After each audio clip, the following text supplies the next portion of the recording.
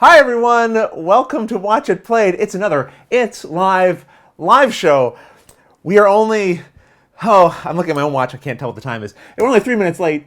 This is a record. I think this is a record for us.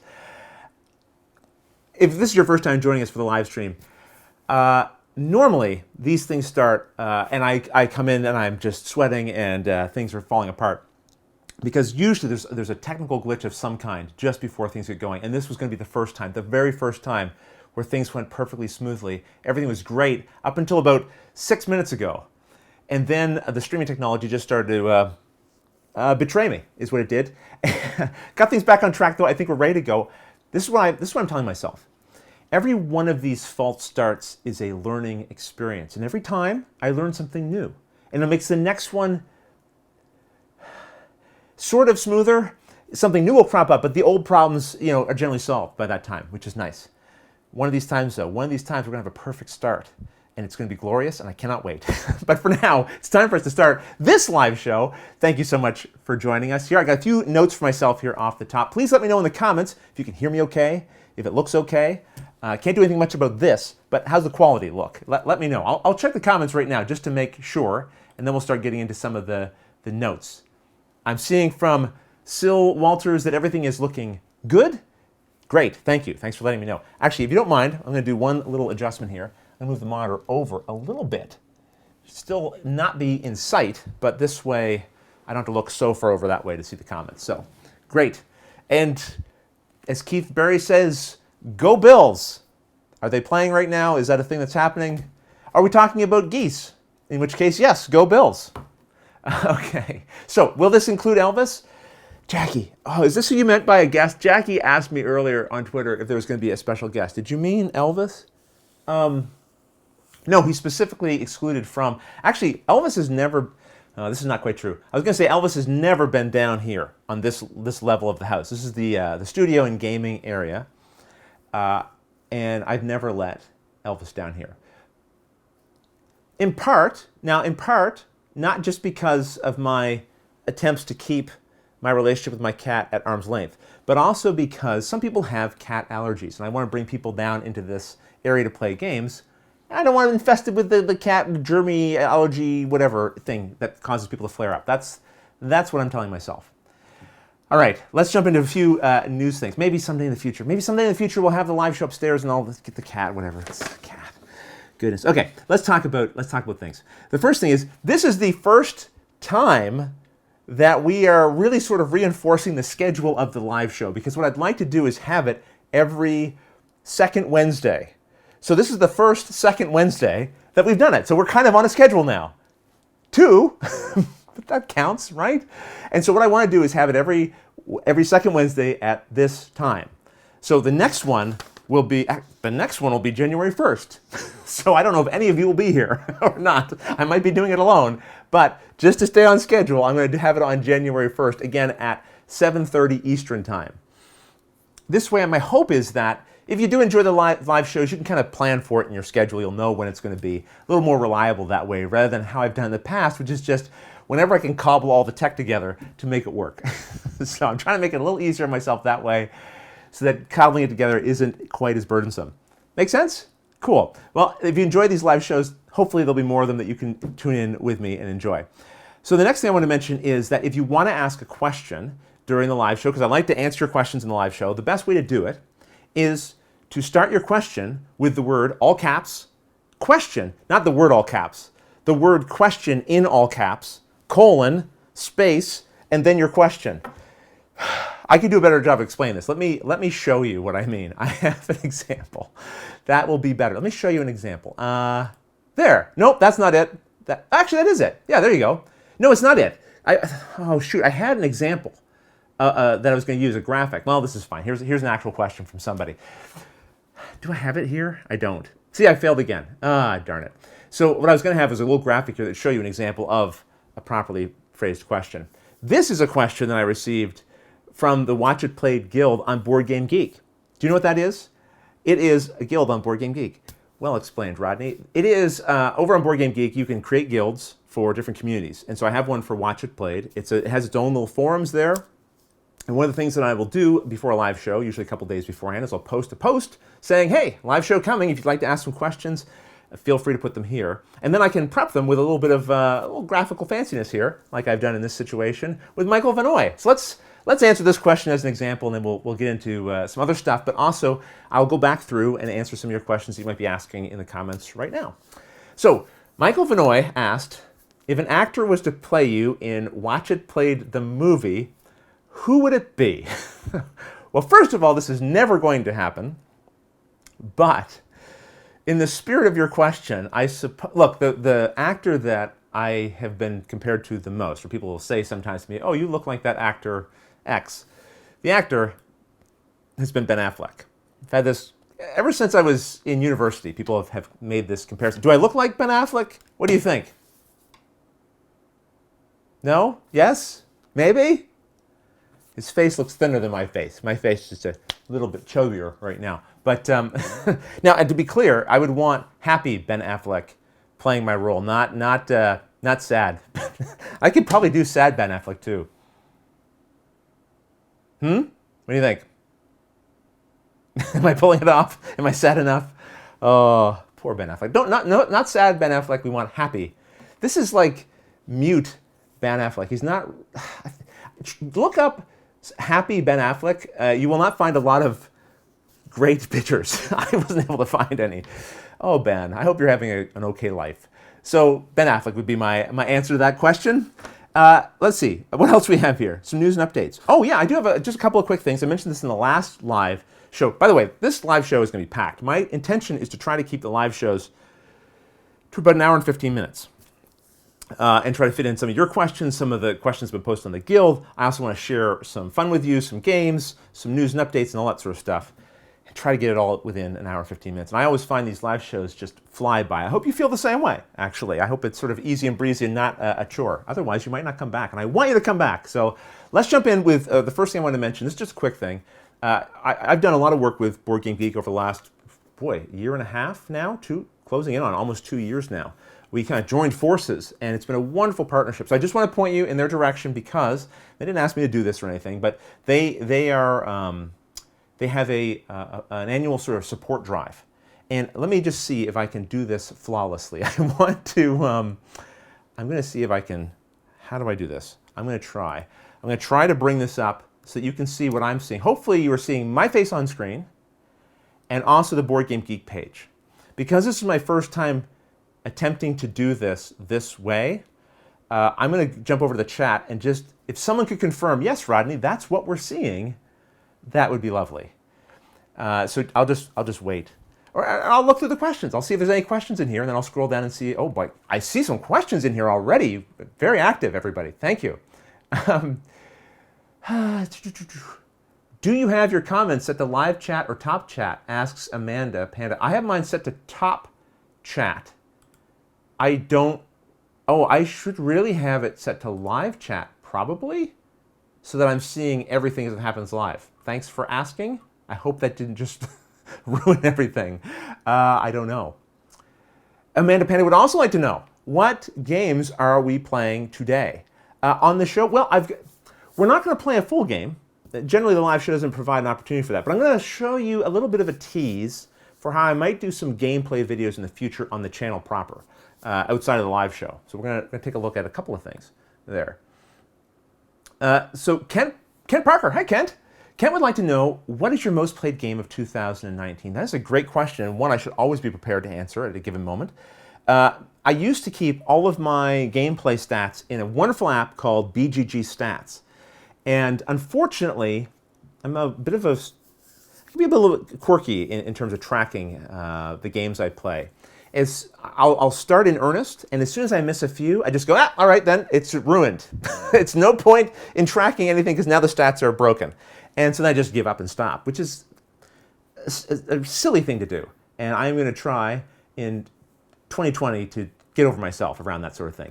Okay, so you missed a couple games. Why throw away all the stats because of that? Because one of the beautiful things about BGG Stats is I can look back at the end of the year and say, okay, what have I been playing? What did I get to the table a lot? So I'm not going to be able to answer that question easily. One of my most played games, I can see on my shelf here, Tapestry would be one of them. Another game that's chasing up there would be probably Marvel Champions. I've played that quite a bit since it just came out. What else? I'm just sort of scanning my game shelf is sort of behind the cameras here. I'm just trying to see if there's anything else that sort of jumps out. This isn't my entire collection though. Monera, played quite a bit of Monera actually as well. Have you played that one? Well, we played it on the channel actually. Pep and I did in one of our gameplay videos. Quacks of Quedlinburg, that would be another one that got played a lot. Wingspan as well. Most played, I'm having trouble with that one. Not quite sure. I wonder, let me just bring up BGG stats in case I do have some from earlier in the year. That might give us a little bit of a sense of, let's see what the last thing was that I entered. August 2019. I think I came back. Okay, so for 2019, I have Brass Birmingham in January, then Pipeline in June, Watergate in June, Tapestry in August, and Res Arcana in August. That is all I managed to track for the entire 2019. I'm terrible. Before that, I would have been easily able to tell you that Keyforge would have been my most played game. So I'm going to jump down to the end of the chat here just to see if people can see how things look. Great. John Detmer, thank you, my friend, for letting me know that, yes, you're seeing what I want you to see. So you're seeing right now the BGG page. I just want to point you to the top of the screen here. This is where you can give a little donation of support to Board Game Geek. And what their goal is not a financial goal, but it's a supporter level goal. So they're hoping to get 18,000 unique supporters this year. And right now they're at 11,000. They got, let's see, 13 days, 5 hours and 15 minutes to go. So if you'd like to support BGG, there's annual, monthly, one-time options here, different amounts. You can use PayPal, credit card. They try to make it pretty easy to do. And the way I like to think about these sorts of things, because there's a lot of places that you can give your money to, and a lot of people ask for support. I have done that historically in the past through my fundraisers, and obviously everyone has limited budget, right? You have to decide where you're going to give your money. And the way I try to think of it is, okay, does this thing have value in my life in some way? Would I miss it if it was gone? And if the answer is yes, then you know what? Even if it's $5, every little bit, believe it or not, makes quite a big difference. So if Board Game Geek has been of value to you, if it's something that you've used as a resource, I know the time I miss it most is when it goes down. Have you ever been around when it goes down and it's not like available and you're trying to find it? Suddenly it's like, wait, I need that help file. I need the rules PDF. I need to go to the forums and ask a question, whatever it is. And when it's gone, I miss it. So that's a place you go. I just wanted to mention that as one of the items here in the news and updates. I'm also going to, let me go back to the questions here, answer a few more questions. We'll get back to some more news because you guys have asked a lot of questions already. I don't want to miss any of these. Let's see what we've got here. Oh, question. Can you please show what you use to hold your camera or phone for your vlogs? Amanda Panda asks. Well, to be frank, a lot of the times, because for the vlog, if you're not familiar, I have another YouTube channel called youtube.com/Rodney J. Smith, and it's my personal vlog, and I have a vlog there. Boy, I'm good at explaining things. And I haven't posted a vlog recently. It's been difficult to get to that just because there's been a lot of travel at the end of the year. And Watch It Play has also been dominating my attention. But I do plan to get back to vlogs. If you enjoyed the vlogs, there will be more. Don't worry. But one of the ways that I get the vlogs done is by being efficient. And I oftentimes just use my phone handheld. And so I've gotten pretty good at, because I always use the back camera, that's the best camera. I've gotten pretty good at holding it like this. And then if I want to show you something towards the front, I just whip it around like this. And the iPhone, I have the XS, I think. And it's got a 4K camera, and I find and it also captures really good audio. So I've gotten away with just using this. Now, I think for my next vlog, I am going to use one of my better cameras. The problem with the camera that I have that's a little more significant is that its autofocusing is not great. Well, they recently did an update, and it's better, so I'm going to give it a try the next time around. So glad that you have an interest in the vlog, and I hope people check it out. If you're joining it now, there's a backlog of about, 45 episodes, and they do kind of tell a little bit of an ongoing story. There's through lines through it, so you might enjoy going back and sort of seeing the evolution of the start of it to where it is now. And they're generally pretty short, between 5 and 10 minutes a piece, sometimes a little longer, but not often. Okay, so Benjamin Nicholson. Oh, Benjamin. Benjamin would like to know Star Wars Rebellion, question mark. I don't know what your full question is. It is a game that exists. It's over on my shelf over there. So the answer to the question is yes. There you go, Ben. Ben likes to ask me about Star Wars Rebellion. Oh, so El Guapo would like to know, longtime fan, was wondering what your thoughts are on the Zombicide Night of the Living Dead game on Kickstarter. You know, I don't follow Kickstarters as much as I used to. I am aware of this one, and Zombicide is a game that we actually played live on the channel here. Now, you can go back and watch it. It's been posted as segmented videos, like episodic videos like we traditionally did, but when I originally shot it, it was in one long extended take with a live audience, and it was a lot of fun. And Zombicide is a game that's been in my collection for a long time that I've really enjoyed. And there's been a lot of iterations of it, and I will say that the Night of the Living Dead iteration has been one of the ones that, since the Black Plague remake, has again got me interested. I like the classic look of it, and they've done so many improvements to the production even of Zombicide, and some rules adjustments that I think people were clamoring for and would like. So I haven't backed it, but it's one that I have an interest in, yes. Okay. Well, Jackie's asking if an actor was to play you in the Watch It Played movie, who would it be? Well, Jackie, I already answered that question. I don't know if you're like asking from the future or the past or how that worked out, or if you're psychic. I wouldn't be surprised if you're psychic. You do seem to have special powers. You might be superhuman. You might be Dr. Manhattan. Has anyone been watching The Watchmen show on HBO? Oh my gosh. I won't spoil anything in case you haven't. I think it is, you want to ask me what my favorite television show of 2019 is? It is Watchmen. That was not an easy task to pull off a TV show that acts as a sequel to a pretty lauded work of graphic novel writing, and it was bananas and amazing, and I loved it. All right, let me get back to a couple of other news items. Oh yes, I wanted to let you know. Oh, I just realized we've been on this BGG page for like 1,000 years. Sorry, here's all of me, but I'm going to take you back to the internet here for a second, because I wanted to show you this. This is something I talked about once in a news announcement, and I never really talked about it again, but I really should draw a little more attention to it.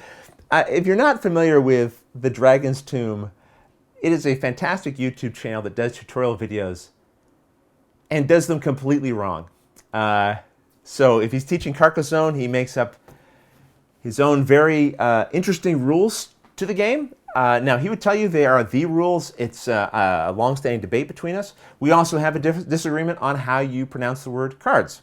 And so he has this wonderful shirt he wears in every episode. It's called, and it says, "Cards, deal with it." And I said, oh my gosh, I love your channel so much. I want to do something with you. Can we make a t-shirt together? Because ever since I started this channel, one of the most commented comments that I get is how I pronounce the word cards. Many American viewers will say, "Rodney, why are you saying Kurds?" K-E-R-D-S is how it sounds to them. So we now have a Kurds, deal with it shirt. I'm actually wearing it right now. Unfortunately, it's under my traditional... no, I can lift up this shirt here. You might be able to see it here. Sorry, my microphone's going to get really noisy for a second. There it is. Kurds, deal with it. And I had to tell you, the quality of the t-shirt is fantastic. I was really impressed. Teespring is sort of everywhere, and I kind of assumed that their t-shirt quality would be a little less than perfect because of that, but because they're just mass producing all these shirts. It's fantastic. So if you'd like to support both The Dragon's Tomb, which I highly recommend you check out and subscribe to, and Watch It Played, then you can pick up one of these shirts. It's probably a little too late for Christmas or the holidays, but maybe something as a post-holiday gift to yourself or to a friend, then let me recommend that to you. All right, let me jump over here to the questions again. Boy, there's a lot here. Let's see what we got. Do you listen to music when gaming? And if so, what do you listen to? That's Yannick Simard. My musical tastes are all over the map. Sometimes I do listen to music when gaming, but of late, I try to listen to something that doesn't compete with the game. So I've been listening to a lot of chill hop music, because I've always liked hip hop music and rap music, and that gives me that flavor without being kind of, it doesn't compete with my attention at the game table while I'm trying to think.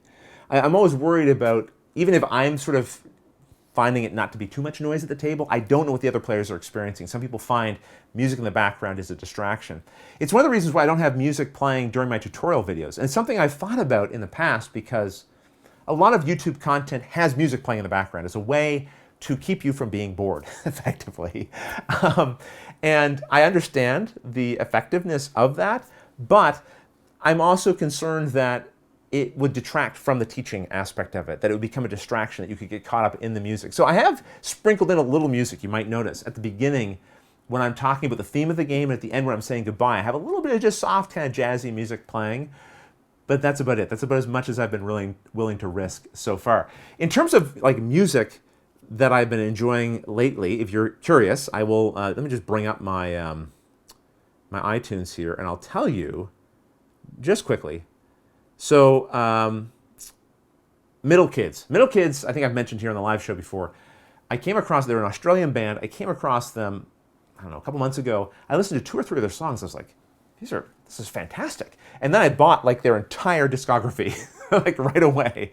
And honestly, most of it sits on my phone. Generally, I might pluck 1 or 2 songs from a band that I like, and that's about all I need, because most of their songs, like, it's fine, but it's not going to compete with all the other songs that I really, really like. I really, really like their music a lot.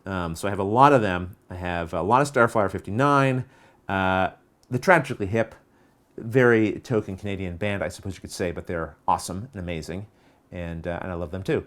What else on here? Some Mike Snow, Haim, or Ham, or however you pronounce it, H-A-I-M.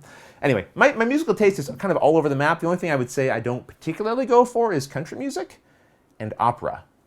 But pretty much everything else I'm up for the most part. Okay, let's see. Ken Parker would like to know, how would you rank the conventions you went to this year? Ranks. Oh, ranking. I don't like to rank things, Kent. The reason I don't like to rank things is because even if you really, really, really, really, really enjoy or like whatever sits at number 10, it seems like a diss on some level, right? Because it's not number 1, or 2, or 3, or 4, or 5, or 6, or 7. You know what I'm saying? It's like, it must not be that great because it's not number 1. So that's one of the biggest hang-ups I have about offering an opinion, is I have so little control over how my opinions are interpreted once I verbalize them. I encounter this a bit with Table Talk as well. If you follow the contributions to the Board Game Geek channel, I have a Table Talk show I do, and I have the next one that will be arriving soon. It'll be the Table Talk back to my discussion on game balance. And, you know, no matter how carefully I might frame or try to choose my words, people will, you know, once you put it out there, you have no control anymore over how someone interprets it or internalizes it. You don't have any control over how much attention they're paying to what you've said, even. You know, they might be multitasking, only pick up a few things you said, and so they might twist or misunderstand something you meant.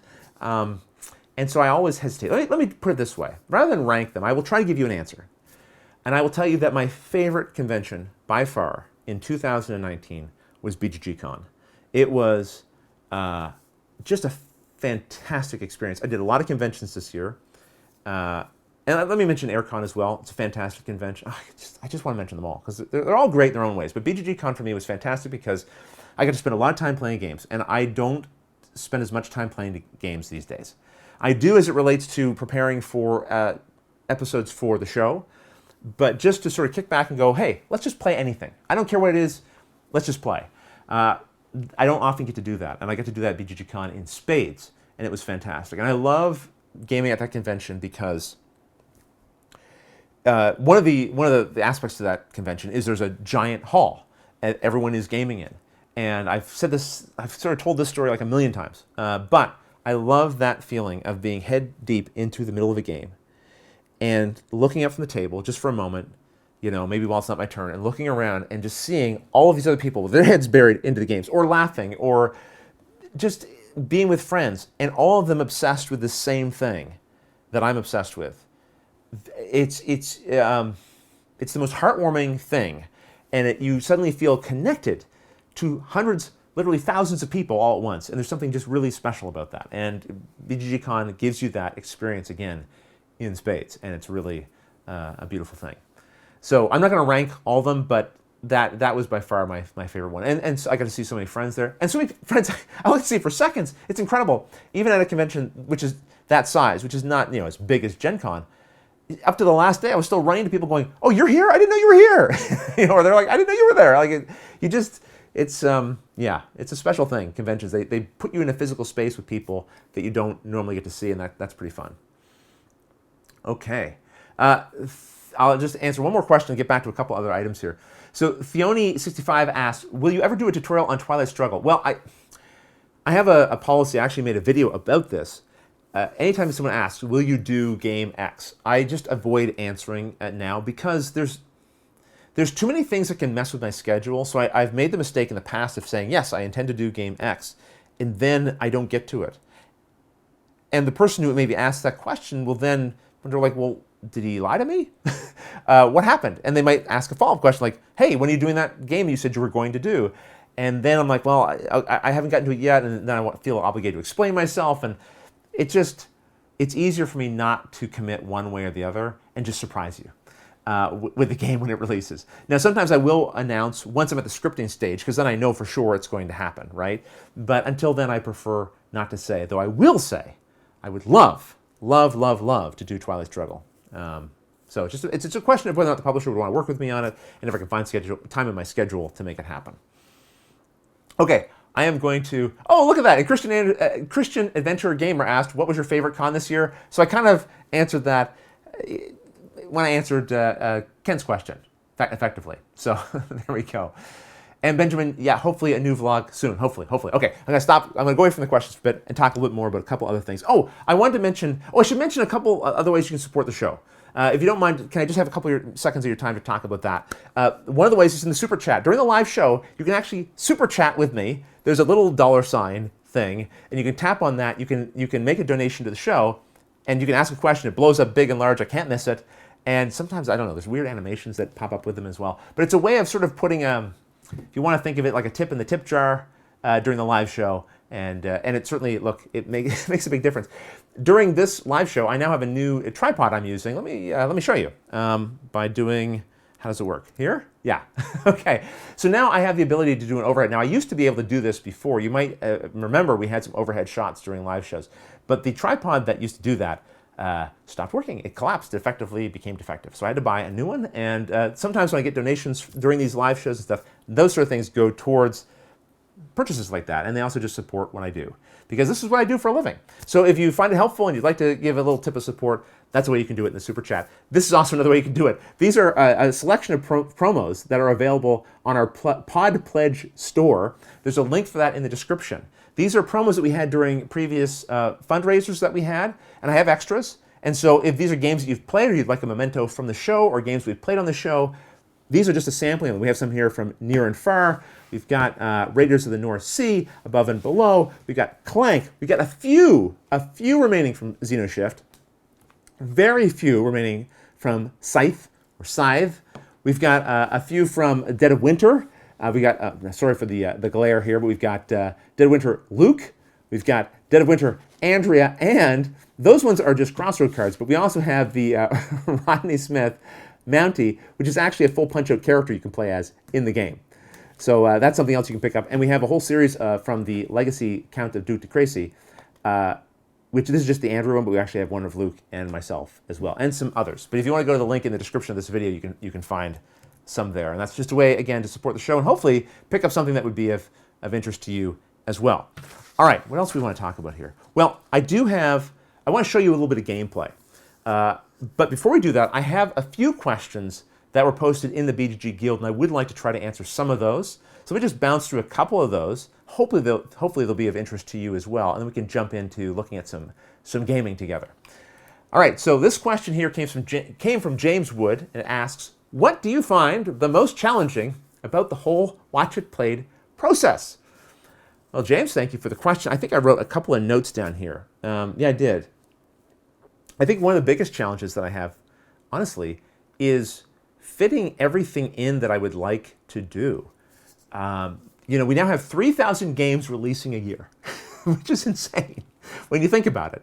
Now, that's a big number, obviously. And the number of games that we'll actually see hit store shelves, for example, in North America is probably much smaller than that. But still, thousands of games, hundreds and hundreds of games at the very least. And it's difficult to get to all the ones I'd love to do tutorial videos for. I'd also like to carve out some time to get back to doing some gameplays on the channel. And we're going to talk about that in a little bit as well. And I have some other ideas for content that I would like to feature on the Watch It Play channel as well. And so finding the time to make all of that happen is a bit challenging. And, you know, I wrote down here another note, fulfilling every creative desire. That kind of goes hand in hand with that.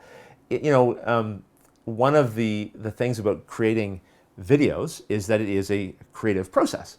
And I think, maybe you would agree, over the years, Watch It Played has evolved in terms of the production quality and even the presentation style. My hope has always been that the heart and spirit of the show remains the same. That when you tune into one of our tutorial videos, you feel that I'm speaking to you personally, and that I care about you personally being here.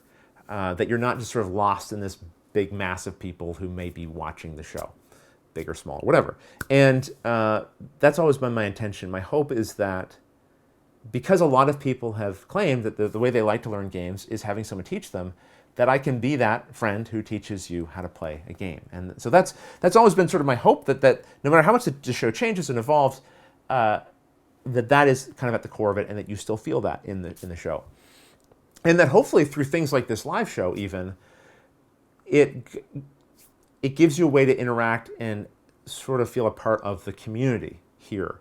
Because one of the big reasons why I started Watch It Played initially was that I had moved to Prince Edward Island in Canada, and I didn't really know anyone here, and I certainly didn't know who the gamers were, and I didn't have a gaming community to be a part of, and I was falling into this hobby, and I craved that, like I think a lot of us do. And creating videos about board games, I hoped would make me feel a little more connected to that larger gaming community, and I can certainly say it has. And I hope that through things like this, we can kind of further and strengthen that connection. So that's the most challenging thing, honestly, about Watch It Played is that, and also making it viable, right? Like, I want to do this full time, and I've been able to do it full time for a while now, but sustaining that has its own challenges. You know, there's not a lot of people who can do it as a full-time basis, and figuring out how to do that and do it right is, it has its share of challenges. But I've been able to do it because of the support of people like you who watch and enjoy it. So thank you for making that possible. All right, let's see. I've got another question here. This question comes from Percy's, who says, what do you think are some of the most significant changes in the hobby since you started recording videos? Well, I started in 2011, and going back to an earlier comment, I think one of the biggest changes is just the number of games. There's so many releasing every year now. But not just the number, the variety of games. You know, the themes that you can find in the hobby are so much more varied. You have games like Wingspan, about birds. You have games like Patchwork, about knitting a quilt, effectively, making a patchwork quilt anyway. You've got classics like Mansions of Madness, about exploring a haunted mansion, or racing games like Downforce. I'm just sort of looking at my game wall here, but beyond that, we've got now games that merge with apps like Chronicles of Crime that have you solving mysteries as a group. Definitely the selection of different games has grown significantly as it relates to creating board game media. There's just more and more people doing it. We're finally starting to see more diverse voices having a space and finding a way to share their thoughts and opinions on the hobby in a more public forum. I think we're seeing more diversity in the hobby itself in terms of who shows up at conventions and who's there. And I think, and I hope, that will continue to grow and be the case. So, I don't know, like in the long run, sometimes people ask, like, what do you think the next big change is? I don't know what that thing is.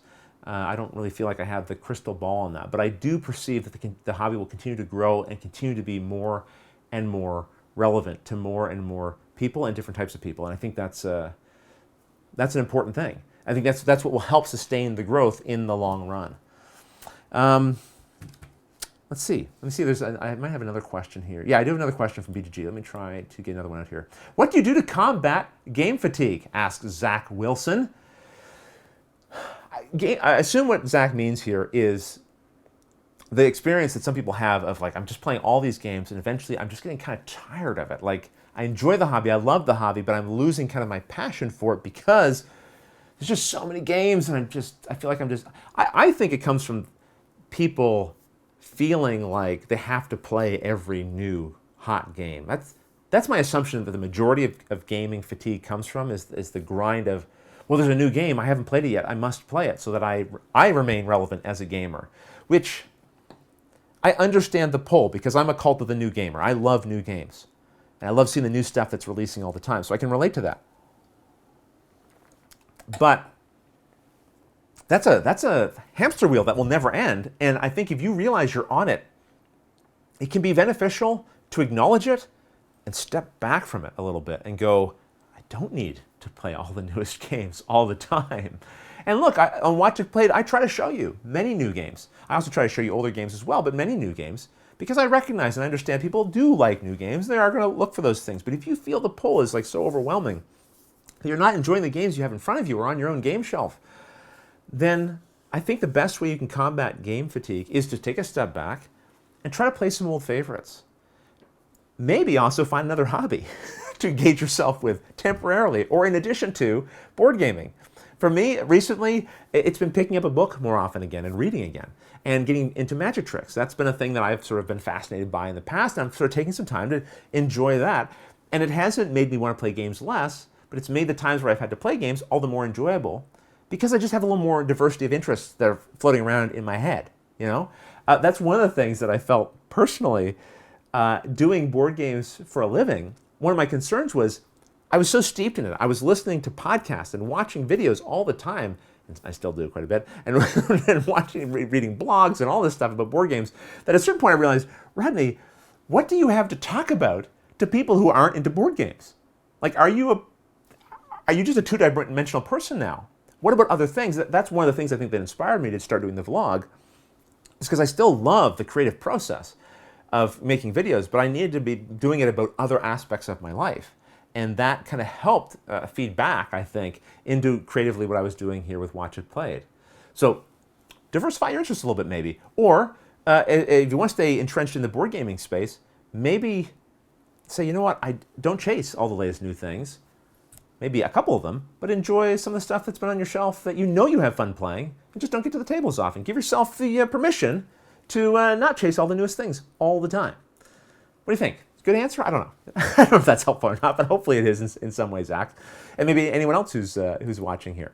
Okay, I have a few more. I have a few more questions here in the BGG Guild. Let me do one more BGG Guild question, and then we'll jump away to something else.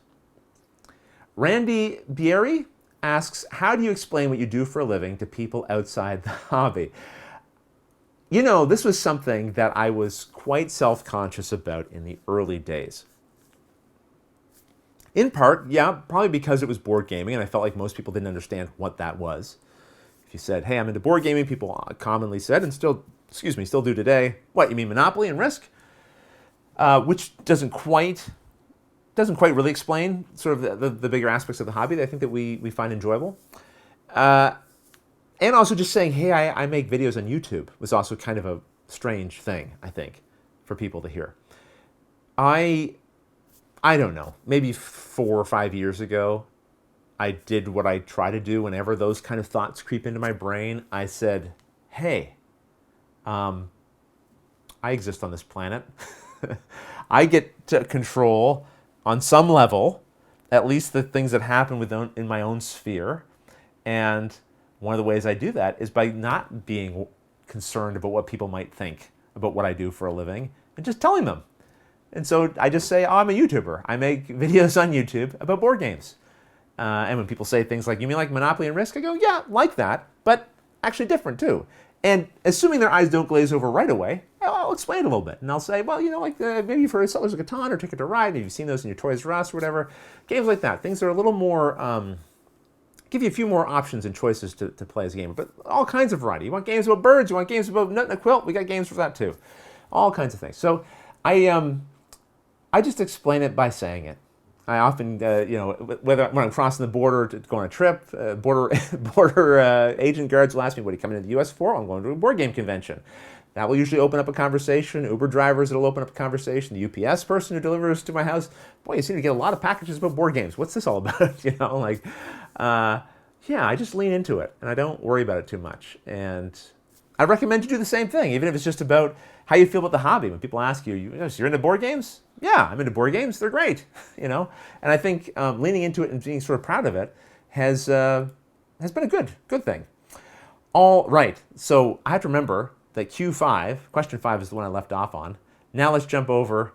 Well, let me show you. I'm going to try to show you a couple of games. So one of the things that I've talked about in the prior live episodes is how we're going to go back to playing games on the channel. Because one of the things that was common in the early days of Watch It Played is that we would play games on the channel and you could watch them being played. But there are some inherent challenges with the format that I always used before. The main challenge is I got to involve somebody else in the process, and I have them on the same schedule that I'm on, because making videos on YouTube requires being on a schedule. And so, and I do a lot more travel now, and so balancing all that out, it's difficult. So I think I found a way to do it slightly more efficiently and effectively, because that's the other factor. I would make these multi-episode gameplay series that were edited, because I felt the best way to show you gameplay was by editing out the downtime in the games. Time where someone spends just thinking in their head. Because I don't think that's fun to watch. And I don't think that's really the fun of the game as an observer. I want to show you the mechanisms. I want to show you how things come together. I want to show you how strategies develop, or don't. When I'm playing, sometimes strategies are just falling apart the whole time. But I want to show you the parts that I think are relevant to you. And I can't do that, I don't think, without editing it down to something a little more succinct. But what I found was that we would get a lot of viewership on the very first episode of a gameplay video. Part 1, lots of views. Part 2, exactly 50%. Part 3, exactly 50% of Part 2. Part 4, exactly 50% of Part 3. I'm not kidding. It literally dropped on that line. So I was doing the same amount of work, but clearly for diminishing returns. And I don't mean returns for me. I mean returns for you. Clearly, a lot of people saw the first few turns of gameplay and went, okay, I get it. I see how this works now. They didn't need to see the whole thing played all the way through. The challenge I have is I do want to kind of play it all the way through. For those people who want to see it sort of start to finish, I do want to offer that. So how do I balance the amount of time and effort it takes to create one of those videos while servicing, the best benefit for you watching? And so I think the solution to this is to combine the release now of so many games that are now you can play on Steam and on app and have these electronic versions, and combine that with a gameplay on the channel. So let me show you what I mean effectively. Let me see if I can remember how to do this. I'm gonna bring it up on screen first of all, and then hopefully it's working. I believe right now what you're seeing is the home screen for Carcassonne and me. I think that's what you're seeing. I don't know if you're going to hear any audio from the game during this. That I haven't balanced out for this, because this is just sort of experimental. It's not an actual gameplay that we're doing. I would sort this out for a proper video on the channel. But my thinking here is that by playing the game using an app like this,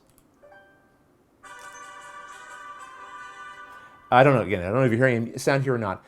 I don't have to worry anymore about the camera work. I don't have to worry about setting up the shots, angles, and all that sort of thing. That's being done by the application itself. But this is still the exact same game as you get in the board game version. So you get to see exactly how the game is played. You get to see it in action and see if it's the kind of game you want, while limiting the amount of work it takes to set up and show you gameplay. And I can still curate and edit it down. I would record this privately. I would then end an episode like I normally would, leaving you guys with the options again to weigh in on what you think should be done next. So it sort of retains the Watch It Played format, while at the same time making it a little bit easier to create. So here we have actually a game of Carcassonne, which we did a tutorial for on the channel, but we never did a gameplay of. So, and the apps, I have to say, for the board games these days are phenomenal. They're really, really great. So it's my turn. I'm a little ways into this game here. We're not going to play a full game, but I thought I would show a couple of turns. So here's the piece down here in this corner. that I have to play. And I'm the blue player in this game. And I placed this piece over here because I saw the red player building a castle over here that had quite a few points. Each tile of the castle is a point, each one of these flags is a point, and I wanted to hone in here on this castle. And the perfect piece just came up, because if I place it here, I've now joined into this castle, and I will also get the same points from this completed castle as my opponent. So placing it there, I will now verify. Now I can also place one of my meeples. I only have 3 left in my collection. Do I want to do this? Do I care enough about any of these elements? I don't. So I'm going to say no. So again, if I was doing a gameplay video, I would do some of the banter that I just did, talking through why I'm doing what I'm doing. But any thinking I was going to do about, like, well, will I use a meeple or not, I would just add that out. I'd have that all ready to go, and I would just perform my turn. I would react to the opponent, what they've done, and then hopefully what you get is a very succinct, zippy, kind of moving along quickly, hopefully entertaining and engaging piece of gameplay. Let's see what he's done. Okay, so he's jumped onto that road that I sort of started for him there. Thank you so much. You know what? Oh, look and see, he's snaking around here towards my road. Well, 2 can play that game. I'm going to put a road here, and you can see with the app you can rotate pieces around. And I'm going to drop this down here. I'm going to put a meeple on the road. Join up to here, hopefully later. Join up to his, so I'll have more meeples than he has, and I'll get all the points. Carcassonne is a very, on the face of it, can look like a very pleasant, pleasing game. And it is, and can be. It can also be super cutthroat. and I think that's one of its merits, honestly, is you can play it really seriously if you want to. And I do like playing it that way. All right, so this is good for me, actually. I've extended my road, kind of got it out of this dead end. Oh, look at this, though. If I put this piece here, I might join up this sneaky red guy who's also going to be joining. Hopefully I can cap it off before that happens. So I'm going to say okay on that. We'll see. I'm not going to place a farmer there. All right, so that's Carcassonne in action here. We'll leave Carcassonne for now. I'll show you another one. We've also got, hopefully this is showing you on screen, I believe, Terraforming Mars. So this is a game that I have in progress as well. Terraforming Mars, again, to do a gameplay on the channel of this would be challenging because I always want you to be able to follow the action and what's going on. So again, it involves lots of close-up camera angles and the 15 minutes of gameplay that you might see actually ends up being 3 to 4 hours of recording. So this would cut that down significantly, allowing me to fit in more gameplay on the channel, hopefully, again, in an engaging way. So here we are. I'm at turn. It's my first turn in the game. I did what I always do in Terraforming Mars. I bought way too many cards because all the cards are amazing and I want all of them and I want to play all of them. Oh, Rodney, what have you done? What have you done? So that's the other thing here that's nice about the game is, you can zoom in, you can sort of show the action, like I can talk about this is the card I want to play, I can explain what the effect is, I can show it close up, and I can use it, which I'm going to do right now. I'm going to use some indentured workers, which sounds terrible, but believe me, I'm going to use it for a good cause. So I'm going to use that, which means the next card that I play should be much cheaper, which is good, because I can't really afford much here. I will play this one. Yeah, Lava Flows, which, again, if I was doing the gameplay, I would walk people through what I'm doing. So anyway, that hopefully gives you a sense of kind of how the game works. How a gameplay would work on the channel using an app. I think this will be a good format. Of course, I'll have to wait and see what people think. If I get a lot of feedback that, no, it doesn't work, I don't like it as much, then I would have to reconsider. But let me let me get away from this. All right, please let me get away from this. All right, so that gives you a sense of the gameplay. I haven't seen what your comments are, but I will check in here to see what people are saying. Don't take too much from that little sample that I showed you, because again, my hope would be to put together a much tighter package that, again, sort of jumps you through the most relevant elements of seeing the game in action. Hopefully, would be entertaining and enjoyable to watch. And potentially, I could also bring other guests on. So it wouldn't just be me necessarily playing alone. I could have someone join in, and we could be playing the app together. And that way you have the back and forth of 2 actual humans playing the game. But again, they don't have to manage a video element on their side, aside from a headshot. I don't have to manage something for them. We have the app between us to sort of manage it. And I think we're going to see more and more people doing app-based gaming and app-based discussion. Actually, over the Dice Tower, Suze and Mandy, I think, are working on a similar type of idea. I don't know exactly what format they're going to be doing, but I saw on social media that they are looking at playing some games. Suze has always been advocating apps. I've learned about a bunch of apps because of her. And so check out Suze and Mandy's show if you get a chance. I think what's it going to be called? Apptastic or something to that effect. Look, the easiest way to find it is to find Suzanne on Twitter. I think that's the easiest way to find any announcement she has about the project that she and Mandy are doing together. So check that out. And keep an eye out in the future. This is something I've been thinking about doing for a while, and I think I'm getting close to being ready to be able to do this on the channel. But now, I'd like to look at, let me see, what do I have on here next? I'd like to look at some of your questions next. Sound good? Let's see where we're at here. Okay. Mile Lawrence would like to know, what game are you most excited to play in 2020? I do have a list of unplayed games in my collection. Let me see. Do I have that? I can't bring that up easily here. Blitzkrieg, I think, is the one that I'm most excited to play next. It's a 2-player game from PSC, Plastic Soldier Company, I think is what that stands for. And it looks really interesting to me. I really love the 2-player game Watergate. Oh, Watergate might be my most played game in 2019. And my most favorite game in 2019, if I had to give a favorite. That's something else I do in the live show, by the way. You're used to me on the channel not really giving opinions. I'm loosening things up a little bit. Okay, so let's see what else we've got here in the questions. Okay, I'm going to jump down here. Jemin Meshinen asks, how did you join forces with BGG? Only because I've answered that question in a few different places on the channel. I don't want to answer it again just because for people who've heard it before, it might be repetitive. But there is a video I made specifically about that on the Watch It Play channel. So you can find that if you look, what would I search for? I would probably, if I were you, I would search for Watch It Played Board Game Geek announcement. Probably that's what I named it. Probably.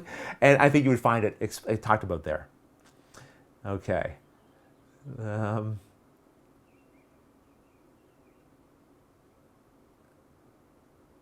Okay, you know what? It's weird.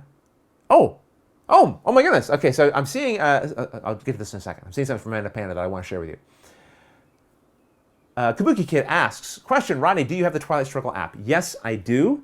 I've played it a bunch. It's a fantastic app representation of the board game. The only problem with it is that once you've played it a bunch, you start to forget, once you have the physical copy in front of you, some of the maintenance that you have to do. That's the problem with all the apps, frankly, is that you become reliant on them to do so much of the game management that when you go to play the physical version, you feel very confident. Oh, I play this game all the time. I know how to play it. And you realize, oh, wait, there's some tokens I need to move around and reveal and adjust that you just don't get used to doing as much.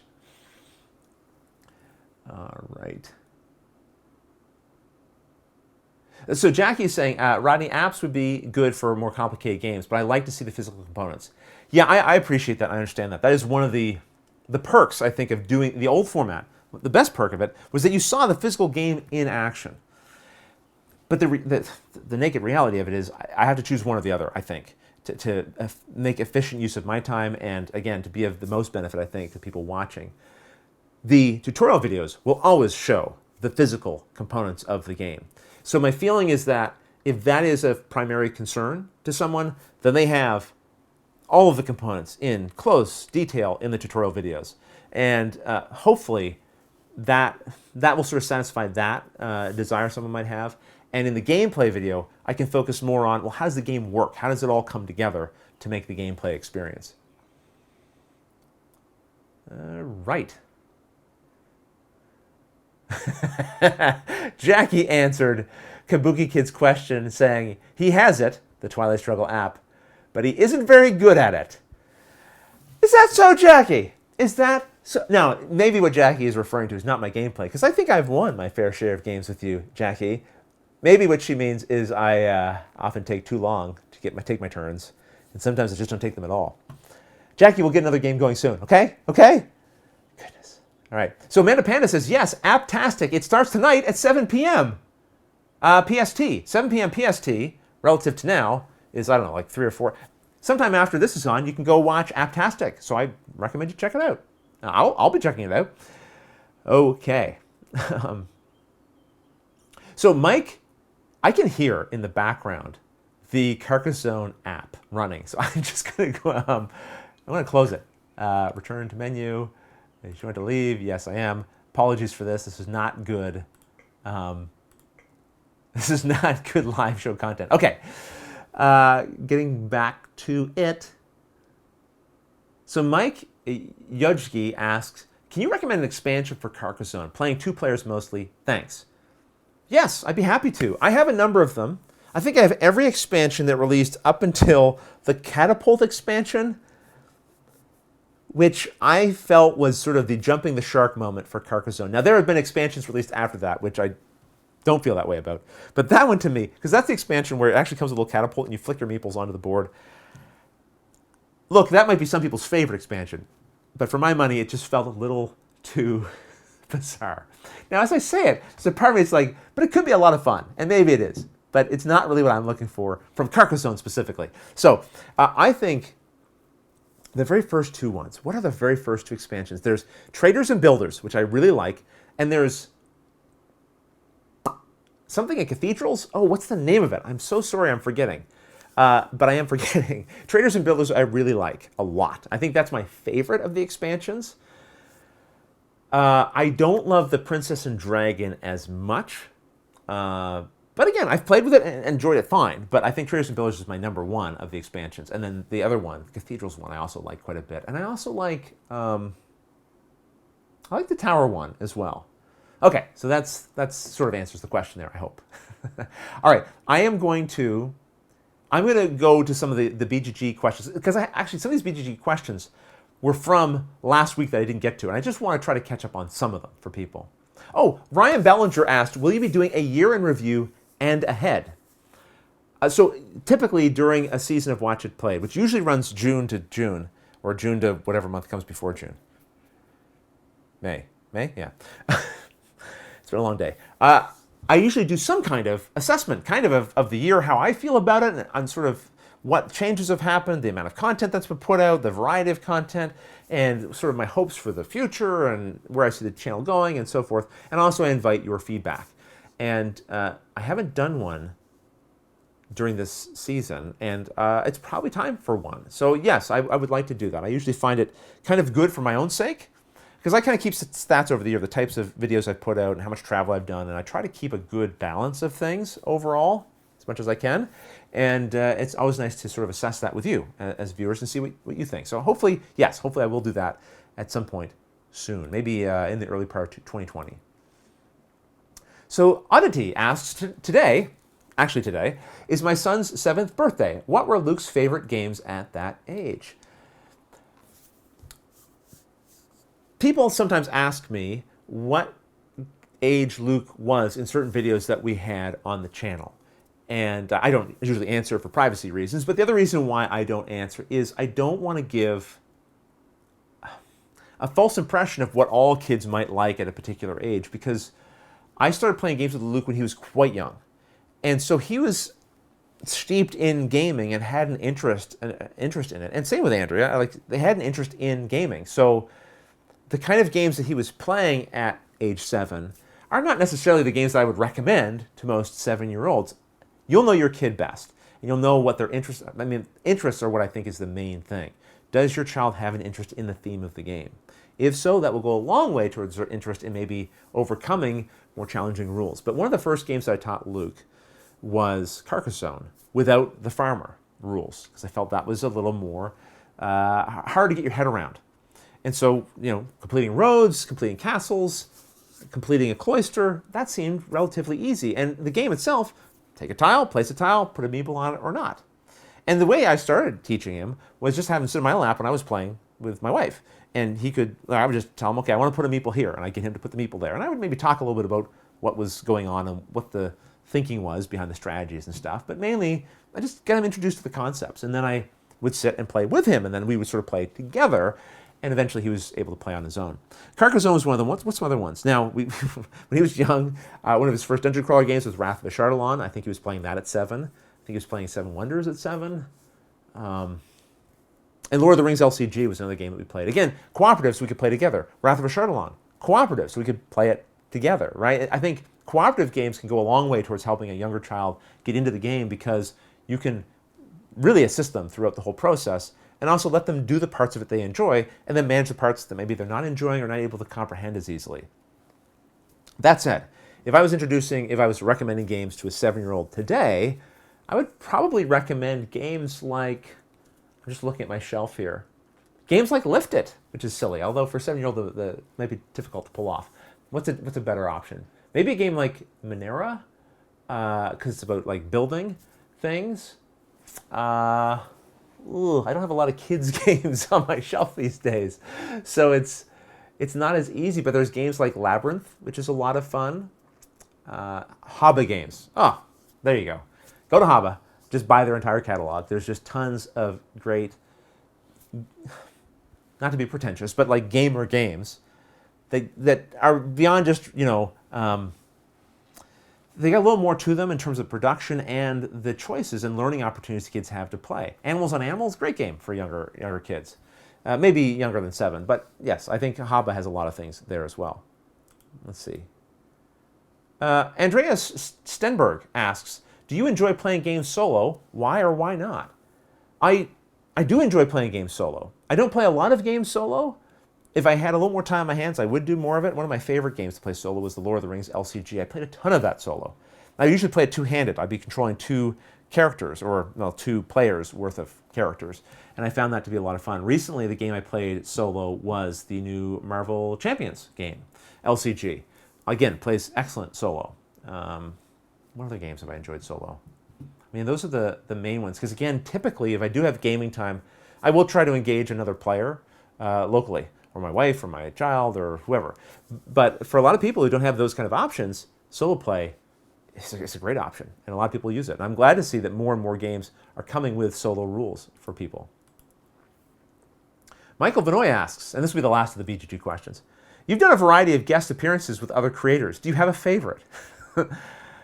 I have done a variety of collaborations with other people, and it's definitely one of the joys of doing this is I've gotten to meet so many other talented and creative people in the hobby who want to express themselves through this hobby. And yeah, I've had fun being in a number of collaborations. But there have been a couple that have been quite enjoyable. But one of them, I'll tell you, is not even really, I mean, I'm sort of in it, but not entirely. Let me see if I think I have a link to it here, and I'll put it on screen for you. You can watch it sort of with me. How am I going to do this? How am I going to do this? I'm going to do this. I want you to be able to hear a little bit. So, okay. I hope there's not going to be an echo here, but there might be some of an echo, and I apologize if there is.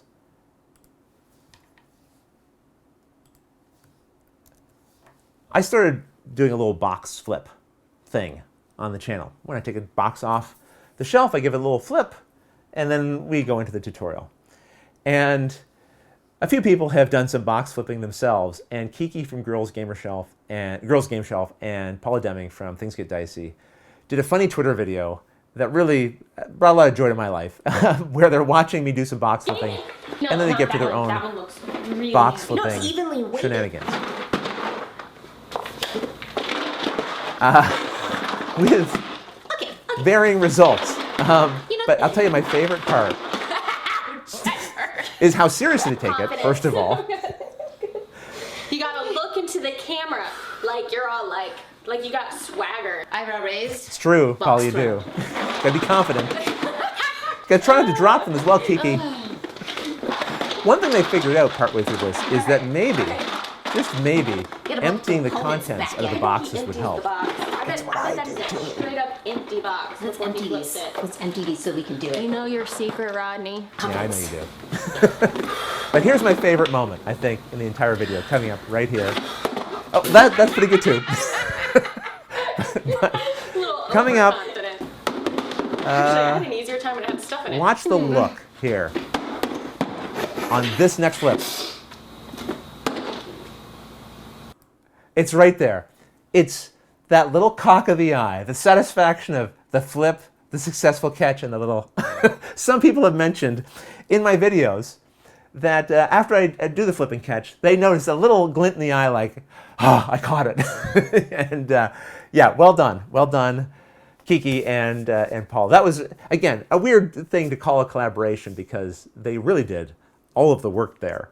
But I felt like I was a part of that in my own little way, and it was a lot of fun. Listen, if you're not following Girls Game Shelf and Paula Deming at Things Get Dicey, please do. I highly recommend it. Tons of amazing videos. And also just super funny on Twitter. Follow them on Twitter too.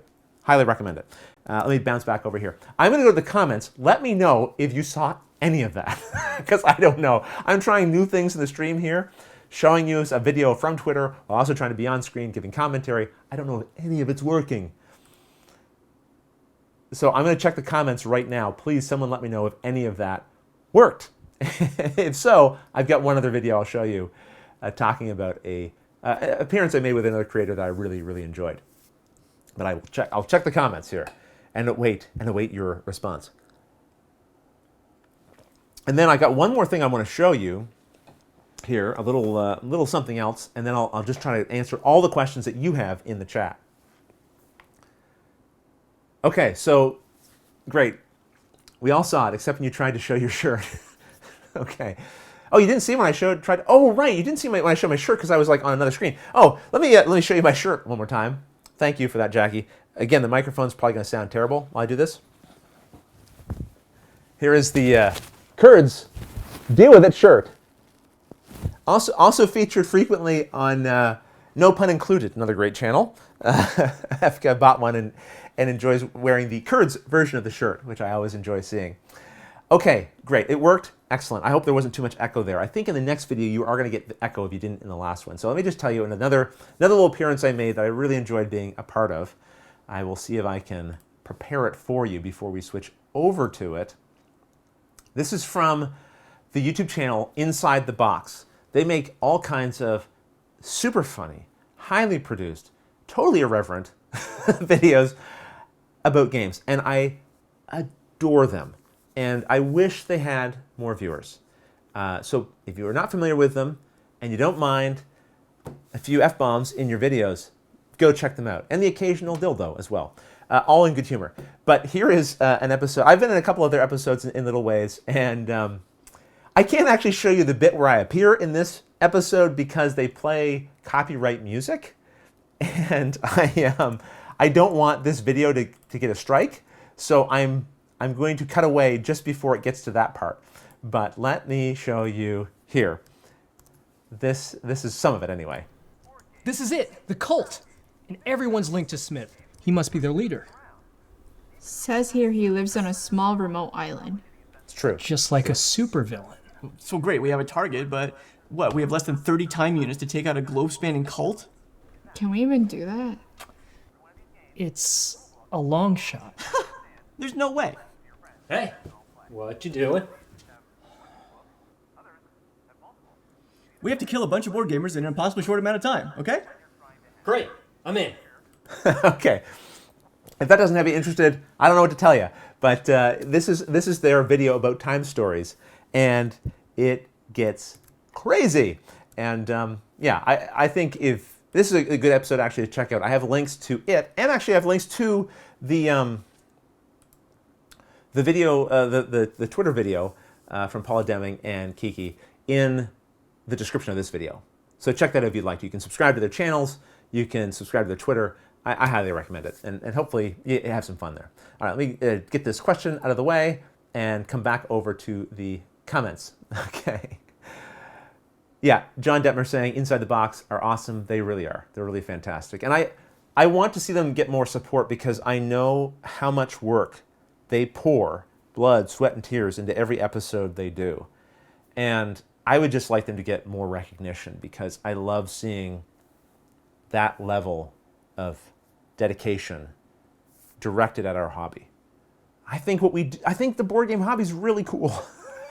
And I think it deserves that kind of level of production and passion and talent from people, and they are filled to the brim with talent. And I hope they just continue to grow and feel encouraged to keep doing more and more. And hey, listen, again, if you enjoy content like that and the people who make it, they have a Patreon, support it. It allows them to keep doing what they're doing because they have to you know, it takes a lot of time. All right, let me see. Let me see what else. You heard, you heard, Sil Walter said, I heard a boot. Did I have a little a boot in my accent? You might have picked up on it. I'm from the east coast of Canada. We have our own little Canadian accent thing going on. All right, there is something else I want to show you, and then we will get to the rest of your comments here. So if you have questions that I haven't answered yet, let me just scroll back to where the questions were. Let me see.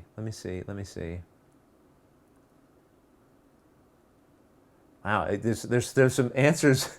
There's some questions back here that I clearly missed. So I have some work to do. Jennifer Sims, thank you so much. I just saw the super chat from Jennifer Sims. Sorry I missed it earlier. I'll answer your question right now, Jennifer. So Jennifer supporting the channel and asking the question, have you played Seventh Continent yet? I have. I have played Seventh Continent. I actually talked about this a little bit in the last live show because someone asked me if I'm ever going to do a video for that game. And I do try to avoid answering that question, as I talked about earlier. But keep an eye on the channel. Let me just say that, Jennifer. I'll say that for your sake. I haven't played as much as I'd like. But that is a great game to play solo, by the way. I played it with somebody else and really enjoyed it two-player. I mean, loved it two-player. But I think it's one you could play solo as well and get a great experience out of it. What surprised me, is just how open the world was in there and how sandboxy it felt. And I really enjoyed it. And look, I played and died and restarted and died and restarted. Some people might not enjoy that part of it. There's ways to, if you want to create save points, you can certainly do that. But I enjoyed it. I enjoyed every play. Really getting reviewy here. Well, at least opinion-y here. And not much of a review. I'm just gushing about it. But I really enjoyed the game a lot. And I have played. And I look forward to playing again. They've actually released a product recently, which is a, what are they calling it? It's kind of an Essentials Edition. It doesn't have as much as the original Kickstarter edition did, but it has like the original curse that you're trying to solve. And I think it's a cheaper price point. And hopefully it means it'll be a little more available for people who might have an interest in playing it. Because sometimes when the Kickstarters come out, they can be a little hard to track down once the print runs run through, because I don't think they had a retail release for it, really. Oh, gosh. I just want to keep answering your questions. I'm just reading questions that I want to answer. I'm going to stop here, though. I'm going to show you one more thing. I'm going to get back to your answers and your questions in just a moment. What I wanted to show you was what comes in this tube. It's called the Board Game Heroes Challenge. You might have seen I did a video specifically for a product from Top Scratch, and it was like the top 100 games from Board Game Geek on a poster. And you could scratch them off, and under each one was like a unique icon. And I thought it was a really cool product idea for board games because I like to kind of show off's not the word I really mean. I mean it in the best possible way. I like to show my enjoyment of games, and I think it's cool to have a poster that when people come by and go, "What's this?" You can kind of go, "Oh, these are a bunch of games I've played." All these are board games? Like, you don't have to bring them to your collection. You got this poster that sure shows it. And also like a little bit of a personal challenge. Oh my gosh, I cannot get this out. Container. Also a little bit of a personal challenge. Like, okay, I've played like 80 of these. Maybe I'll try to get around to playing those last 20. All right, slowly coming out of them. Okay. All right, let me show you this by switching over to, oh no, my other camera died. Oh, because there's no battery power remaining. Oh my gosh. Oh, this is terrible. All right, I'm going to fix this. First of all, here's the poster. Here is the poster. Okay, I want to show you so much more about the poster. So just give me 1 second. We can fix this. We can fix this. Oh, this should not happen. This should not happen during a live show. How embarrassing for me. How quickly can I fix this? Can I fix this? I don't even know I can. Oh my goodness, the hatch for the battery is, oh my goodness. Okay, everybody just hang in there. We're going to do this. We're going to do this. It's going to be fine. Rodney, it's going to be fine. Just take a breath. Okay, so I'm behind the cameras right now. I'm putting a battery into my overhead. I had a new battery. I swear to you, I put a new battery in this at the beginning. Obviously, it wasn't new enough. I'm just going to attach it back to the tripod. And, oh my goodness, Rodney, you big dodo. All right, I think it's done. Okay. Oh my goodness. All right. Hello, everybody. Sorry about that. We're almost back. We're almost back here. All right. So let me try that again. Do we have something? Yes, we have it. It's completely out of focus. There. That's better. And all right, here it is. Now you can sort of see it. I thought this was just super clever. So this is the Board Games Hero Challenge. So rather than scratching off games that you've played, you're basically scratching off little challenges to yourself, and then creating, sort of showing your I don't know, like your strengths, like a role-playing character. Let me see. So it comes with a variety of these stickers. So you can stick a little avatar. There's different ones you can stick on here, right? So you have your little avatar figure that represents you, and there's a whole bunch of these you can pick from. And then we have different characteristics like stamina, exploration, expertise, willpower, and charisma. And over here, we have the tasks that relate to those items. And again, I'm sorry for the reflection. This is something I'm going to fix in a future live episode so we don't have reflections like this. But for example, under stamina, it says, input your board games collection to BGG or similar resource. Now, I've fully entered my collection here, so I can scratch this off. So this is a scratch poster. So you can then scratch off that item. And I'll just do a quick job of it. I would normally do a very thorough job. But it'll give you a unique picture under here to show you've completed it. First of all, see, it's a stack of, I don't know if you can see, but it's a stack of board games. And then because I've scratched this off, I can come up here on my character sheet, right? And I can scratch off this first level. And so this shows me, having sort of 1 point in gaming stamina from that, right? So we have another one here. It says, play one game for 4 hours straight, play until 3 a.m., play for 8 hours straight. These are all very sort of stamina-based games, right? What's another one here? Play board games every day of the week. Okay. Down here, though, we've got exploration. This one here says, play a board game outdoors.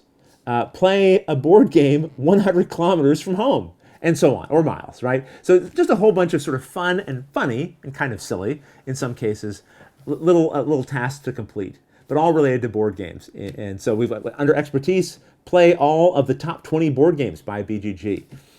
What's the first one under willpower? Don't buy board games for 3 months. I don't know if I could do that. But an interesting one, right? And down here, gift a board game. That's your charisma. Gift a board game. Very thematically true. So all the challenges are very sort of thematically based around it. And as you scratch each one of these off, the colors also change.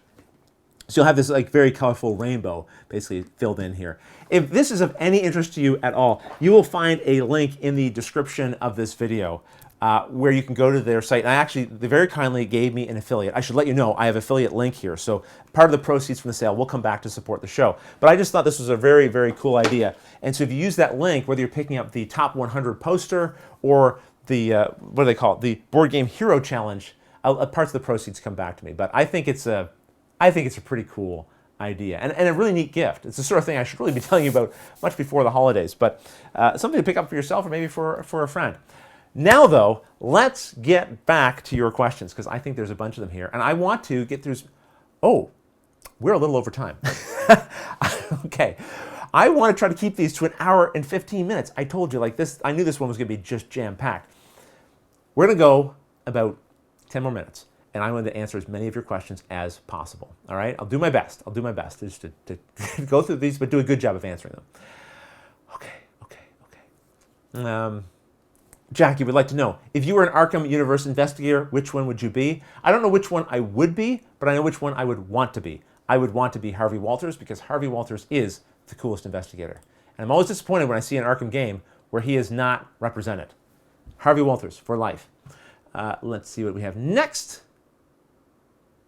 Con507 would like to know, how do you determine the player count while recording a tutorial video? I always pick the lowest amount possible because it means generally I can put as many of the components on screen visibly. In other words, if it can play up to 8 players and I try to set up for 8 players, it's going to take up too much space for shooting. So it's not as good aesthetically for the camera. So I try to keep it limited. I also think it's a little easier to track as a viewer if there's really only 2 players. Now, some games, either they have a minimum that's higher, or there's certain dynamics that come up in the game where you'd want to see a third player. And if that's the case, then I will include a third player, or more if necessary. Right. So the Mr. E asks, what would you consider the heaviest recent game you liked? I haven't played a really heavy game in a while. But the most recent heavy game that I really, really enjoyed the most was Tricarion. I know it's not a new game, but I hadn't played it yet, and I really enjoyed my play of it. The next game that I would like to try that I think sits a little bit on the heavier scale is Predator, and I haven't played it yet, but I'd really like to. Okay. Coming on down here to the next question. David Jones would like to know, what is an older game, 5 to 10 years old, that you consistently enjoy? Concordia, Mansions of Madness 2nd Edition, which, is that 5 years old? I don't know. Is Concordia 5 years old, at least? But those are the two that jump to mind. Jackie would like to know, does your chair bounce up and down, or are you just naturally bouncy? I don't know. It doesn't bounce up and down. I think I might just be naturally bouncy. I might have a little tigger in me. All right. So, Jackie O'Loughlin would like to know, what franchise, book, TV, movie would you like to see become a tabletop game? I would say probably The Prisoner, the 1960s show, which no one would buy because they wouldn't know what it was. But that I would like to see made into a game because I think it's interesting and unique and could be a good game. And hopefully would introduce people to the TV show. Todd Adair would like to know, what Marvel Champions hero is your favorite? Probably Iron Man right now, but the one I most want is the Punisher. Okay, I am going to skip down a few more because there's just so many, and I'm so far behind. Next time, maybe the next time we do a live show, I will try to pack a little less into the show and focus a little more on the questions so it isn't such a breakneck pace that we have to go through these. Lorenzo Cortez would like to know, what cooperative games have you played a lot and like? Lord of the Rings LCG I mentioned earlier, one of my favorite cooperative games. Mansions of Madness, 2nd Edition. Top favorite game? Maybe.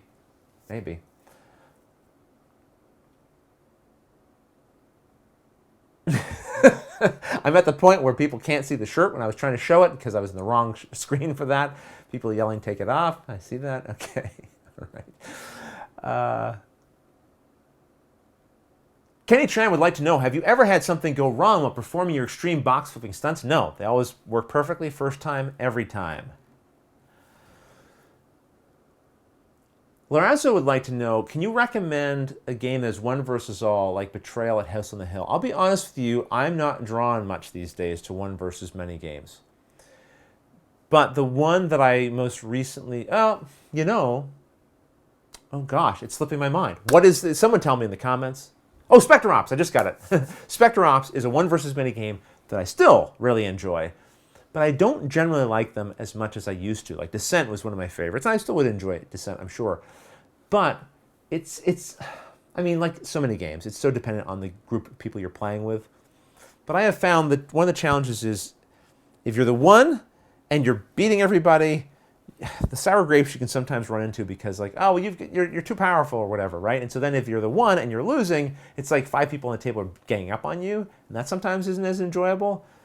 I find it hard to find that balance where it feels right, where the majority of the players are either happy because they don't feel like they're all losing, or the one person who's running the game doesn't feel like, well, I just get to enjoy being beat up the whole game here. It's a difficult balance. Now, I know there's lots of people who really enjoy one versus many games, so obviously that balance can be maintained.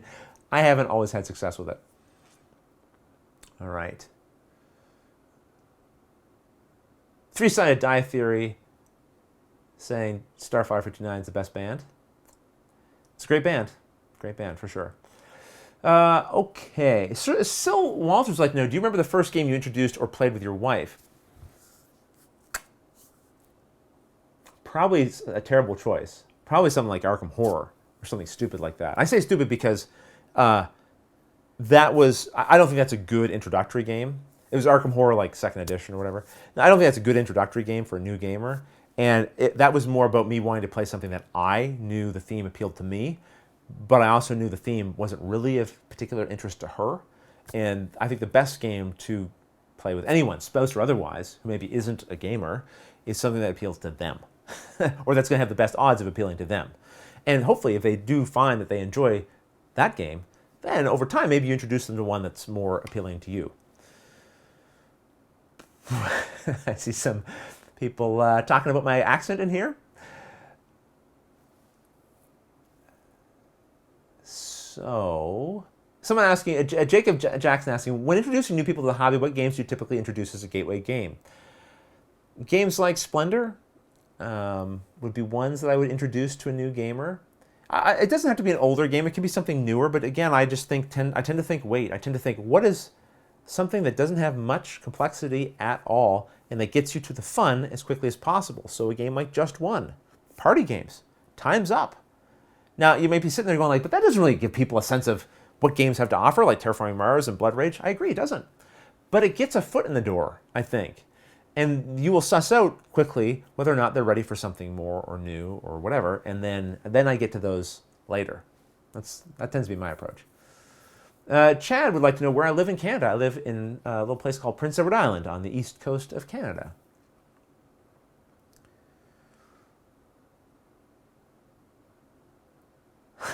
Joseph Chapstick would like to know, how do you do the box flip?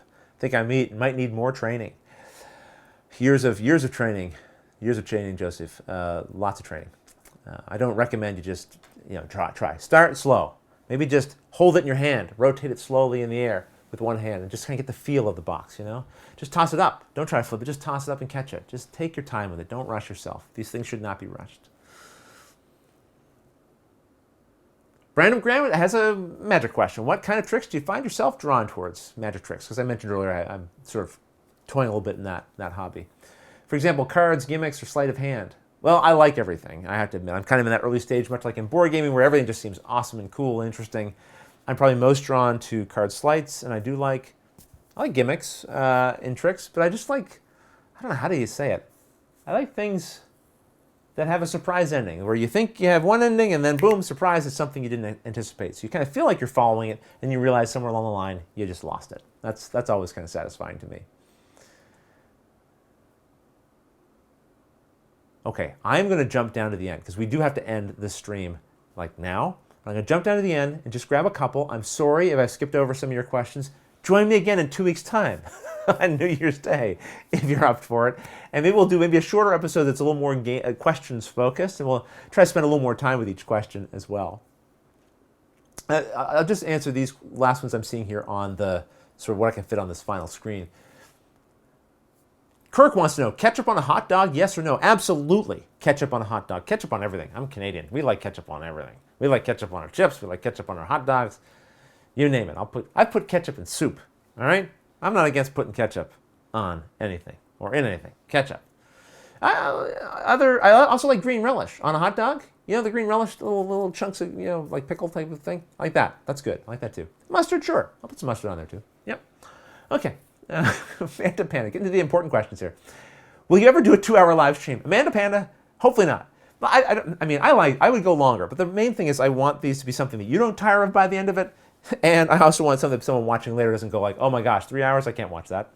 I want to feel like it's accessible. If we do a live gaming marathon, that will go longer than 2 hours. Although I'll probably break that up into little chunks, so it's like hour-and-a-half chunks or something like that. All right, one after the other. Mission asks, have you, and also apologies to anyone whose name I've slaughtered in this, have you played Gloomhaven? No, I have not played Gloomhaven, but blind play tested, that is, read the rules and then just played while Isaac watched, the upcoming Gloomhaven that's been announced. Not Frosthaven, but the Gloomhaven that's sort of the smaller boxed version of Gloomhaven. So I have played that, but I have not played the original Gloomhaven.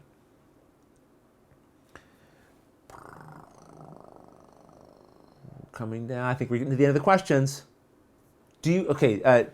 James Stang 1000 asks, do you like the use of technology in games such as Mansions of Madness or Companion? I do. I think it's fantastic. I don't have any qualms or issues with it. I know some people feel like, hey, I have enough screen time in my life when I sit down to play a game. I don't want another screen staring me in the face. I understand that. I respect that. It doesn't bother me in the slightest. Thankfully, there's lots of games that don't use apps, so I have no problem finding other alternatives. But I think in certain games, they are just so fundamentally helpful. In Mansions of Madness, the original game without the app, there was a lot of maintenance you had to do, and it was very fragile. You could make mistakes that would screw up the game for everybody. Mansions of Madness 2nd edition removes some of that, what I would call fiddly, unfun bits, and gives you just the fun stuff to deal with. So any app that does that, I'm on board with. I think it's no problem. No problem with apps in games. Do I want every game to have an app in it? No, because I don't need it. But when used properly, I think it's a fantastic complement. Oh, Cameron Adams would like to know, what game table do you have? Is there a table you daydream about? This is it. I love this table. This is a Geek and Son table. Look, I'll just mention in case anyone has any concerns about biases and things like that. They sent this to me because I was going to be featured on the channel. I made a video talking about it. You'll find it on the channel, my Geek and Son table, where I talk very bluntly and honestly about how I feel about the table. And I love it. I think it's fantastic. And we might be doing something collaboratively together in the very near future. So keep an eye out for that, because it might be of interest to you. So yeah, they make a variety of different tables at different price levels, and this has been fantastic both for the show and also when people come over and we're having a game day, I bring them down to this table if I can, and we play here. It's really great. But listen, it's also, look, understand, it is a perk to have something like this. It's I feel very privileged to be able to have this, and again, they sent it to me. So a gaming table is an expense, and it is a luxury item. So, you know, it's something you have to have the space for in your budget, and also, you know, I understand people wanting to know for sure that they're getting what they would like and enjoy. I don't have any qualms with recommending Geek and Son tables. I think they are an excellent quality, and this has definitely lived up to any of my expectations for it. So there's my little unexpected plug for Geek and Son there. And the last question, I'll answer one more question. This one comes from Jacob Jackson, who asks, do you ever watch your own tutorials to remember how to play a game? Oh yes, absolutely. In fact, I always, every tutorial I get to do, I'm always kind of thankful for, because I go, okay, this is one more game that when I want to play this later, I can just turn on my own tutorial and watch it. I'll watch it at 2x speed, and usually that'll give me the refresher that I need to sit down and get to the table a little bit quicker. So yeah, I do watch my own videos when I'm going back to play a game I've forgotten how to play. And that brings us to the end of another live show. I think we might just be a couple minutes, well, we're about 17 minutes over, but I always enjoy the time I spend here with you, and I really appreciate all the comments that people sent in. Lovely to have those to bounce off of. I hope you found some of the answers interesting and some of the other things we showed interesting. I'll do my best next time to have an even smoother live show that starts on time, ready to go. Probably wouldn't be a live show if we didn't have a few interruptions along the way. Thank you, everyone, for watching. Until the next episode. Oh, wait. Every time when I end the live show, there's always a problem. I'm going to see. This time I'm ready. This time I'm ready this time. I wasn't ready, because if I'm talking about being ready, clearly I wasn't. But here we go. I'm going to do it once, and it's going to be perfect. I think. Okay. If I can find out how to stop the stream. Okay, I found it. It's going to be fine, everyone. I'm okay. I'm okay. You're okay. I'm okay. Until the next episode. Thanks for what? I didn't feel that wave. It didn't feel right. Do this one more time. All right. Thank you, everyone, for joining me during the live stream. And until the next episode, thanks for watching. Oh, darn it. I forgot. Every time it asks, after you say stop streaming, it asks, are you sure? The problem is I can't say goodbye. Oh, I got a new way of doing it. So what I'm going to do is I'm going to click stop streaming. And then, because it hasn't stopped, I think it's still going. Then I'll be prepped to go, and I'll say goodbye, and then when I click, it doesn't matter. Do this one more time. Until next episode, thanks for watching.